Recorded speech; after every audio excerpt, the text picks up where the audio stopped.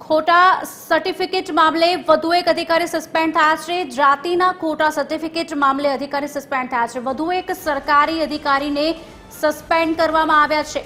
ઉપસચિવ લક્ષ્મી કટારિયા તાત્કાલિક ધોરણે સસ્પેન્ડ કરવામાં આવ્યા છે। જાતિનું ખોટું પ્રમાણપત્ર રજૂ કરીને બઢતી લીધી હતી। સુરતના એસીપી બાદ રાજ્ય સરકારમાં ઉપસચિવ પણ હવે સસ્પેન્ડ થયા છે। તમામ સરકારી લાભો પણ પાછા ખેંચાયા છે। ઉપસચિવને તાત્કાલિક અસરથી સસ્પેન્ડ કરવામાં આવ્યા છે।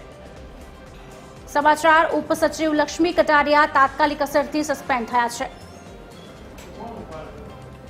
આજ અંગે વધુ વાતચીત કરવા માટે અમારા associate editor Sonal Anadkat phone line પર જોડાઈ ચૂક્યા છે। સોનલ, એક બાદ એક અધિકારીઓના કામ બહાર આવી રહ્યા છે અને સસ્પેન્ડ થઈ રહ્યા છે, શું છે સમગ્ર વિગત? જી, જાતિના ખોટા સર્ટિફિકેટના આધારે જેમણે બઢતી મેળવી હતી તેવા અધિકારી લક્ષ્મી કટારિયાને તાત્કાલિક અસરથી સસ્પેન્ડ કરવામાં આવ્યા છે। ઉપસચિવ તરીકે ફરજ બજાવતા હતા લક્ષ્મી કટારિયા। મહત્વનું છે કે આ વધુ એક સરકારી અધિકારી છે કે જેમને સસ્પેન્ડ કરાયા છે। જાતિનું ખોટું પ્રમાણપત્ર રજૂ કરી અને તેમણે બઢતી લીધી હતી અને તેના પરિણામે તેમની સામે જે પગલાં છે તે લેવામાં આવ્યા છે। સુરતના એસીપીમાં સામે અગાઉ રાજ્ય સરકારે પગલાં લીધા હતા અને ત્યારબાદ હવે આ ઉપસચિવ લક્ષ્મી કટારિયાને સસ્પેન્ડ કરવામાં આવ્યા છે। તેમને મળેલા અત્યાર સુધીના તમામ સરકારી લાભો પણ પરત ખેંચવામાં આવ્યા છે અને ઉપસચિવને તાત્કાલિક અસર સસ્પેન્ડ પણ કરવામાં આવ્યા છે। જી સોનલ, આભાર।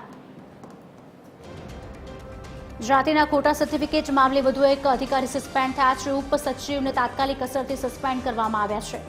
આપને જણાવી દઈએ, ખોટા સર્ટિફિકેટ રજૂ કરીને બઢતી લીધી હતી।